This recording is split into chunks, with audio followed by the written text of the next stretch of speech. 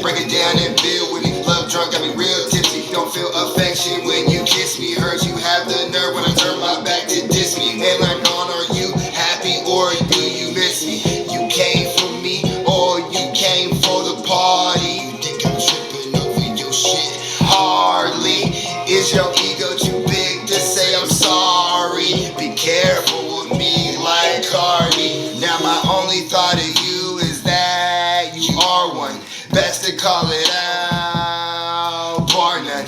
Is it you or me that ate the apple out the garden? Always point and blame, I beg your pardon. Only thought of you is that you are one. Best to call it out, bar none. Is it you or me that ate the apple out the garden? Always point and blame, I beg your pardon. Said, do you want the money or the love, love, love, love? Drugs, drugs, drugs. All me, energy. I said, do you want the money or the love? Am I funny or is it the drugs? My mind's playing tricks on me. How come I can't read your energy? Oh, that was tight, that was tight. That's HARMON WARHOL, baby. HARMON WARHOL Show. Good evening, ladies and gentlemen. It is HARMON WARHOL bringing you another episode of the HARMON WARHOL Show. And today is Easter, so there's no better way to celebrate Easter or this podcast on this day without family. And today on the podcast is not only my father, not only my friend, not only my coach, but just one hell of an inspiration and a person. What's up, man? Love you, brother. You like that intro? Yeah, happy Easter. I'm super self-conscious of this shit being, is it level, nigga? I think it is. Comment, let me know if it was level. I think it's level. But I'm anyway, super self-conscious. happy Easter to everybody, man, on this coronavirus Easter 2020. Totally different out here, man. We'll cut to. Alright, there we go. Hey, you know what I mean? More me. You know, I like me some me, so we got some more me, nigga. You know what I mean? That's my, hey, that's the shit right there, man. Y'all gotta go check that shit out on YouTube. Alright, man, so how's quarantine? How's life? How's everything? Man, quarantine, man, is different. It's 2020, man. It's like we're gonna have to erase this motherfucking year, man. Yeah. You know what I'm saying? I've been through a lot of shit, man, 61 years, and I ain't never seen no shit like this, man. But yeah, it's not the fact that we got to stay at home, because I stay at home anyway. Yeah. But it's the fact that you have to be at home. They making you be at home. It's like you locked down. Yeah, it's like when I was growing up, and then like you told me, like, you know what I mean, go to my room.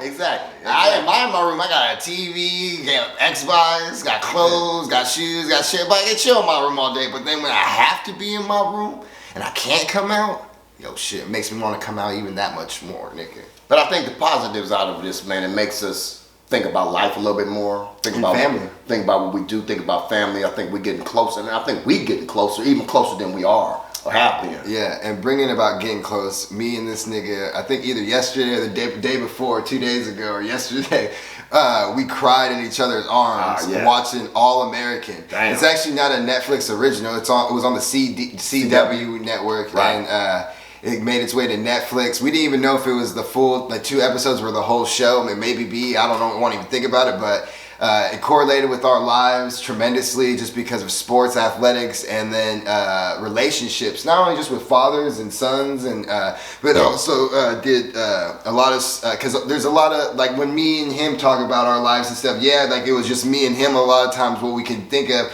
but the people around us influence those decisions, like my teammates, the other coaches, right. the parents, right. my mom, my sister, you know what I mean? Those relationships, it's a trickle down effect of all these other relationships and how other people develop with each other, and it's just crazy on how we were able to relate. How even though I didn't go through it, I knew other people were out there, and then not only have to think about that, like, you know what, other people, my dad went through a lot of some of this stuff. Man, what's a trip about it, man? It's like when it first comes on, man, it's like a football player, man, at South Crenshaw High, which is really Crenshaw High. I'm born and raised in the heart of LA, man, South Central LA, man. So I was either going to go to Crenshaw or I was going to go to Manual Arts. Yeah. But gangs had another way, and I ended up moving to the suburbs, just like the dude in the movies, man. Yeah. So it was like I was a young cat in the movie, and I was like the coach, Billy Baker. Billy Baker, the father, you know, and it was full circle, man. It has a lot of touching moments in it, and it hit home. That's why we were crying, because it hit home on a lot of stuff how I grew up, and a lot of that stuff's true. But I see it every day, man. The epitome of it is kids like that every day, and some of them don't make it. You know what I'm saying? Because of the gangs and because of the violence and whatever. You know, I'm probably mostly like Jordan because I'm light skinned. I lived a well-off life. I was a star high school athlete, and I keep trying to get with women who have kids. But I'm Billy Baker, man. I want to do the robot, you know what I'm saying? Go back to the skating rink time, you know what I'm saying? Oh, man. But it's a trip, man, how that movie, man, correlated our lives, man. And I felt, that's one of the first TV series that I watched that I felt like that's family, it's a part of me. Yeah, you know, I grew into the characters because the characters were assimilating myself and our family, you know. And some some quite crazy characters were the kids on My Block, and we were able to relate to them. They were a little bit more out there, but the same type of thing was just going on. It was kind of harder too because those kids were supposed to be even younger than the ones we were watching like and shit. Grade, and the one we were watching, it was taking place in LA. It kind of gave it one of those like more drama, like almost like when people did like the OC or some shit like that. Yeah, you know what I mean? So it kind of reminded me of that, where On My Block was so much more hood and more crazier because these kids were like freshmen in high school. You know what I mean? These niggas were like junior and shit or whatever. But the thing was, what was relatable to it because, you know, it was three nerdy kids. I think that's what made it so more bizarre. And it's true. And the gang kid that was smart, he was nerdy, but he was born and raised into the gang, and he protected them. He was the protector all the way, basically through elementary and junior high, and then when they got to high school, he was the one that needed to be protected. Yeah. So it came full circle, and they, you know, in their lives, man, how they were able to mesh their lives and how they grew. That's what really impressed me with the storylines, man. It was good. Yeah, I thought that was crazy. So like that was one thing. Like my dad likes to watch a lot of judge shows, Judge Judy. That's my girl, Judge Judy. Shout out. Yeah, so to get him to watch things now, we're in this quarantine, he can't just watch Judge Judy all day, even though he tries to. So I've been getting him on some new things, so it's great to see him doing that. And we get to spend time and have those moments and memories. Like, honestly, those shows made me feel some type of way, you know what I mean? A lot of those shows, I know it's drama-filled, but a lot of forgiveness, you know what I mean? And don't give up on people. So, you know, any of the people I got beefs with, you know, I apologize, bro, and I forgive you, bro. I'm the bigger man, bro. I don't even want to be the bigger man. I just want to, you know what I mean? I'm just letting you know, bro. Like, just being in this quarantine, don't know how a lot of things have been affected. You know what I mean? I've been laid off right now. I'm trying to figure out myself, my way, things, you know what I mean? With you being here, you know what I mean? Not only do it feels like I'm like, man, how could I even be mad at the world or be depressed when I have such a great, you know, like you guys, mom and you always said, I have a good springboard, a good foundation, like, you know what I mean? Like, if anything goes wrong, you know what I mean? It's just like, yo, I'm here for you, so nothing, if this shit crumbles down, so like, if we fall, we get back up and do our thing, and you know what I mean, come back stronger and shit, you know what I mean? So, you know, that's the thing, you know, we got tattoos. Yeah, Forever Strong. Forever Strong. We got them way back in the day, man, because it means a lot to us, and I live by that, man. You know, me and Megan got for life, man. We love each other for life. We both, you know, my kids, we got 2 different tattoos, but it's all the same, man. I got their back, and the thing is, man, I don't fear no man. You know, I fear God, and God always got me. You know, once I realized that and have God in my heart, man, ain't nothing we can overcome, man. Yeah. Nothing. That's why I'm not even tripping on this, man. We've been through a lot, man. Everybody's been going through a lot. Just, you know, stay in prayer, man. Stay to your whatever your religion, whatever your belief is. Stay in that, man, because we'll get out of this. It ain't gonna happen soon, but it's gonna happen. And when we get out of this, we're gonna all be better for this. And it's crazy too that we're talking about God and everything. Today's Easter. Yeah. And that's how we're He has risen. Yeah. Resurrection Sunday. Yeah, it's crazy. How do you feel about this Easter pass and how just quarantine affected it? I mean, like, we're not even usually we kind of do something, you know what I mean? But yeah, we usually do something. We usually go to church, or we usually, you know, we have some families time or family together. But I think, man, you know what? It's still the same. You know, he rose on this day, man. It's Resurrection Sunday. So, you know, if you believe in God, then you know what Easter's really about. It's not about no bunny rabbits and eggs and stuff like that. It's about, you know, that God rose back up, you know, and that's the key to God is good all the time. and all the time. God is good. Yeah. Right here, let's go. I'm more than a conqueror. I'm more than a conqueror. Hey. I'm more than a conqueror through the will of Jesus Christ. That's it. I've been made victorious. Are you remember the song? Look at you, I've been made to walk all over the head of the enemy. My nigga. Motherfucker. Jesus Christ! Jesus Christ. So, hey, man, and so I got questions to ask you, man. You know what I'm saying? Think about this. This was I always want to ask you. Growing up as my son, how was that? What do you mean? You know, man, this growing up, man, in my household, in the household, you know, I know a lot of kids didn't have dads. You know, my thing was I wanted to always be there for you guys, you know.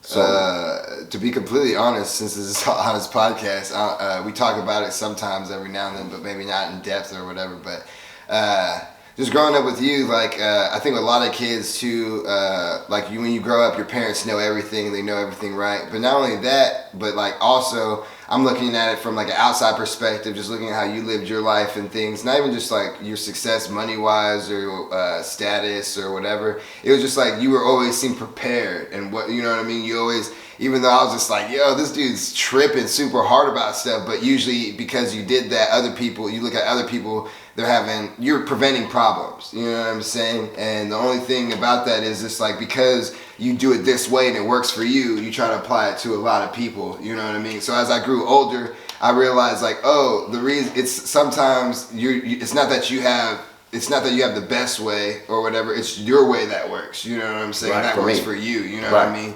So that was like the only thing really just, and I think that's why I'm so much like myself too, because like you know me, I try to showcase that like, yo, I could do it another way. I could do it. I'm not, whether it's not even better or whatever. It's just like, hey, this works for me. You even see how I approach certain things or whatever. Right. Certain things might not get done right away, but this thing, because I put other things, you know, on a priority list or whatever. And again, some of the things you care about are different than what I care about. You know what I mean? So, exactly. As far as that, I just feel like you prepared me, and I just know like if I did mess up or whatever, I could be real with myself and be like, oh no, I should have done something like that where my dad is because I care about it. I should have prepared for this to happen or not. But I think like honestly, I'm just still like you. It just depends on what I'm liking and what I'm into at the time of what's important, because some people trip out on me, like even like this podcast. If it don't get out on the right time, it's not produced the right way. And I mean, it goes all on me. But at the same time, if I work with anybody or like even if I interview someone and stuff, I'm kind of particular. I try not to be mean to people and stuff. But people trip out because I like, depending on what it is, I could be kind of a dick sometimes or an asshole and be like, because I want something done and I need it done because I know you have to speak your truth or whatever to get it done right. You know? Right. Sometimes, and that was one of the things, like you said, it's kind of similar to me. And you do that like me, which I don't think it's not right all the time. It's the way we present ourselves and how we get it done and want things done. It's a way it's talking points and communication. And I learned that. I learned a lot of stuff from you and Megan. I learned a lot of stuff, the way you handle stuff and do things. It taught me to be a different person and a better person too. You know, I learned from you guys a lot of things because I was like that because that's the way I was raised, you know what I'm saying? Yeah. But when, you know, I look at how things don't affect you in certain ways and how you went about still getting it done. And I like that about you. That's what I love about you. That's the one thing. The thing I love about you is how you go about things different way. You're more artistic in views than I was, and you know you're more carefree. I say, you know, as far as doing things, and I like that, man. I really do. Yeah, I just try to go roll with the punches and stuff. Like, don't get me wrong, I get hella preventative ideas and stuff. So like when I go into like a certain situation, I'm ready for a lot of outcomes and stuff, and like that's why it helps me prepare to be able to roll with the punches, because a lot of times situations can go one of three ways usually. At least how I put it, I could come up with a million ways, but usually I narrow it down to the most popular three. So like that's why I'm able to be so carefree, because I already thought of it could have happened. You know what I mean? So like that's why when people bring stuff up, like, oh no, I know you're totally right, but the thing is, I'm not as worried if that does go wrong. Then I'm just gonna do this. I'm not gonna do that because I don't want to spend the hour with this. I'd rather when I get there do that and maybe it takes extra 30 minutes, but hey, right now this time is more important than tomorrow. I got you know what I mean? got It'd be stuff like that. I got You know what I mean? I got you. So that's how I just realized with you is just like that was like the only thing where I think we butted heads a lot of the times and like aspects and like just growing up. It was just like damn like. Cause like without a lot of stuff you taught me, like I wouldn't be who I was. But like I like how you said, like I mean you got to think about through health complications, through me just growing up, you know, throughout high school and everything, like me finding myself and my way and everything. Those were a lot of the things we didn't see eye to eye on and stuff. Cause I was just like, yo, dude, bro, I'm not wrong. I know I'm not wrong. You're right. I didn't do what you said, but I know I'm not wrong when I'm telling you I'm trying to do it this way. And you're just looking out because you're a father and a friend and everything, you know. You want to make sure everything happens the best for you. So that's yeah, you know. nigga, you know what I mean? You got a lot of invested in it. I do. Hey, but check this out though. You got a milestone coming up this year. What? 30.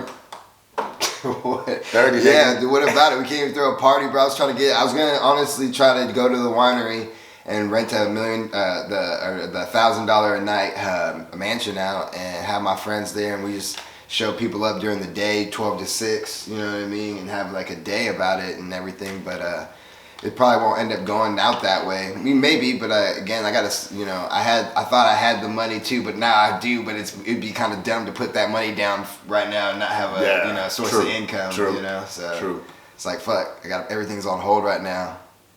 But hey, man, like I said, it's still a milestone, no matter how you look at it. You know, God prevailing and everything. So you know. Well, I know, just like you don't feel. I mean, you about to turn 61, and like it's just like. I know you don't even look at yourself as 61. No, you know what I mean? I don't. You know, the same way I don't identify. Like I literally feel like I'm around like 21 to 24 years of age. Like when I wake up, I have to like think about like why I'm 30 and like think about all the other time that passed and made me like how I am and think and stuff, and makes me realize why I wouldn't do certain things what I was doing back then. Right. You know It's more growth, maturity. Yeah. I'd say. Yeah, I guess so. But again, like it's just weird to me because I'm not.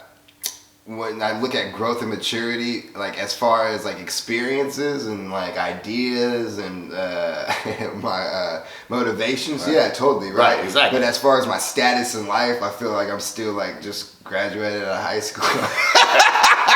I know, man. Sometimes I'll be like, dang, man, I just I'll be feeling that shit too, man. It's more like insecurities, and then you know what I mean. And you always have that, man. That's something. I'm 61. I still be like, damn, man. Did I do what I need to do? Yeah, and I was playing ball and doing this.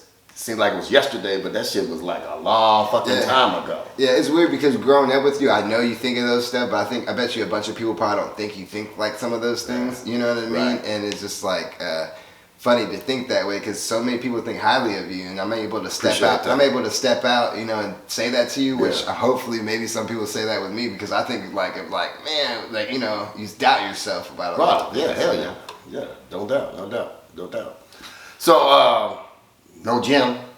Oh, but we been killing it though. Yeah, it's been some of the best shit of my life right now. Yeah, no gym, but we created a home gym here, and we get up every morning, man, and we hit it. You know, just like I've always done. I always work out like it's my workouts are always intense because. You know, people always say, well, you're 61, you don't have to work out that hard, what are you doing for? But my goal set is always, I look in the mirror and I'm chasing somebody because I'm gonna take their spot, and I always feel somebody's gonna come take my spot. And I always work out like as if it's my last workout because, you know, tomorrow's not promised. So if you don't put it all on the table today, I don't see what you're saving it for, man. Mm-hmm. So, you know, our workouts, we kill it, man. That's why I love this shit. Mm-hmm. That's me. It's not just the workouts that drive me, man. It's just what drives me in life, man. What keeps me going, man. What keeps me motivated. Yeah, I mean, I feel like the will to live. Like I had a friend that passed. Right, I mean, Rebel Activity, we had a friend that passed, Kyle, and even you, like you said, like you know, you're with your mom and everything. It's the will to live. You know, after so many things are broken down, but not even just like negative things, but you can even be positive because. You're almost comfortable to be able to go because you know the people that you're leaving, they're ready. It's okay, you know what I mean? I'm sure with your mom, like, you know, like she was able to see that you matured in a certain way to step up for the family in the same way that Kyle, he was, you know, being strong, you know what I mean? He probably, you know what I mean? People, to be comfortable and know that like damn people cared about me and I did what I needed to do so like people can move on, you know. When you talk about that, you know, you talk about your friend Kyle, you talk about my mom, when we talk about influencers and stuff like that, and we talk about how my mom influenced my life and stuff, and that was part of the, you know, when we watched All American. Yeah. That was some of what was going on there, man. How his dad influenced him, even though he wasn't in his life a lot. My mom was always in my life. When we talk about influencers, she was my biggest influencer. But I had a whole bunch of influencers, and people don't realize it. Like, I had this one kid named Jimmy Osborne. Shout out to Jimmy Osborne. I remember, man, I was working with these at-risk kids when I was in high school. And this dude was like mad, like crazy. They would put me with him because he was just out of control. And he was like in 3rd or 4th grade, so I'll be hanging out with him, doing a little sports stuff. I could see how good he was at sports. I was telling him, I said, man, you ain't gonna be, you know, you ain't gonna make it in sports because you so jacked up in class, hyper. Yeah. So one day, man, I was feeling down. A dude told me, say, man, the only reason I do what I do is because I see you every day, and you come and you're the only one that cares. And ironically, I ended up coaching him in high school. I remember the story. And he ended up coaching in high school. He ended up being a all CIF baseball player and got drafted. I coached him in football and he got drafted in baseball, and he went to Cal State Fullerton. Yeah. So you see how you really don't know how you impact people's lives, but how they do. Like I said, the influencers that I have, man, and people that pushed and motivated me, man, especially coming out the hood, man. I had teachers and stuff like that, coaches. You know, shout out to Coach Hal Sherbeck, RIP, man. He changed me, molded me into a man. So when I talk about influencers, man, I got people that really helped me change my personality to be who I am today. Yeah. And that's what I'm saying. Yeah, just thinking about people who passed, people in the past, people who have passed, or people in the past. I guess it would be almost the same thing, but it's just crazy, man. It's just how that dictates, even like without their presence. Like I said, like even if then, like his father leaving him, Spencer James, that's what made him like a stronger person. If it wouldn't happen like that, he wouldn't have been the person that he was. Yeah. So our biggest influencers are not of just some people, but you know what I mean, just maybe events or certain things that happen. Exactly. What else do we have on this? What you got, man? He said, being my son, we did that. Influencers, you just talked about, you snuck that in the list on my blog, Easter. I don't know, we talked about pretty much everything, man. Let me see what time we're at right here. 24 minutes. We could make this a 30-minute one, man. What you got? Honestly, I just got the new single coming out actually a week from now on Sunday, and it's called Never Again. I like that. I like that song, man. I remember when you was. I made it with Messy Oceans, right? Dude in the Bay. I can't remember where he's from, but Norway, Norwegian, or Swedish, or I don't know. But check him out on Instagram. I'm looking forward to it. A lot of people have been giving me positive feedback when I leak little sound bites of it. So hopefully I put it on the playlist. You know, I put it in the Spotify playlist. Hopefully they fuck with it. I might try to do it right now too, add to anything else. But other than that, anything else with you, man? Nothing, man. Not a whole bunch going on, man. Just trying to stay healthy, man. Trying to keep our distance, social distancing. Wash your motherfucking hands, motherfuckers, because that's what happens. You know, all this shit. Hopefully, I think we're gonna come out of this better as people. You know, being more as far as sanitizing, washing our hands more, making sure that taking stuff more serious. You know, because I think yesterday when I was reading in Bakersfield, people still not taking it serious. They had a big ass party, like about over 1,000 people. 6 people got shot and killed. Yeah, it shouldn't even happen. Yeah. You know what I'm saying? Or they got injured or whatever. They got shot. And think about it now. They were talking about watch all the people that's going to come out of that party that's going to be affected with the COVID-19. Yeah.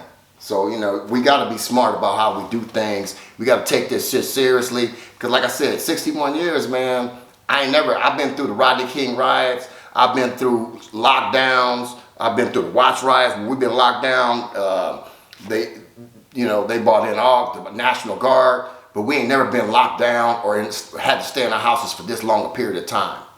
We got to be smart about what we do. We got to, we got to be on the forefront. We got to be leaders too. I blame Carol Baskins. Carol Baskins is the bitch who spread out COVID-19 and killed her fucking husband. 2 of them. Do your research, people. She fucking breeds tigers. She doesn't even touch them. The bitch needs to go. And a tiger caught COVID-19. Oh, word. So I thought animals couldn't catch COVID-19. They said dogs and stuff, but it was a tiger. Some tigers, I don't forgot where they were, but they caught it because the guy that was feeding them or whatever. Niggas are eating bats and fucking tigers. Man, for real, man. What the fuck? This shit's crazy. You know how hard it is to have sex with a monkey? Hey, if y'all watch some Soul Train reruns, some locking and popping and stuff, man, that's what I've been doing, you know what I'm saying? Getting back into my groove. Gotta keep on dancing. Dancing. Keep on dancing. What's Say Dude's outro from Soul Train? We'll end it on that one. Okay. Don Cornelius. Act like you're Don Cornelius and give us an outro, man. We want to wish you, Say me, you, and then say I'm Don Cornelius. Okay. And that was Big Darkness or Mike or Mike and at the Harmon Warhol Show and blah blah blah and I want to thank my guest today, Harmon Warhol, Big Darkness. I'm Don Cornelius, and always imparting, we wish you love, peace, and soul. Bye.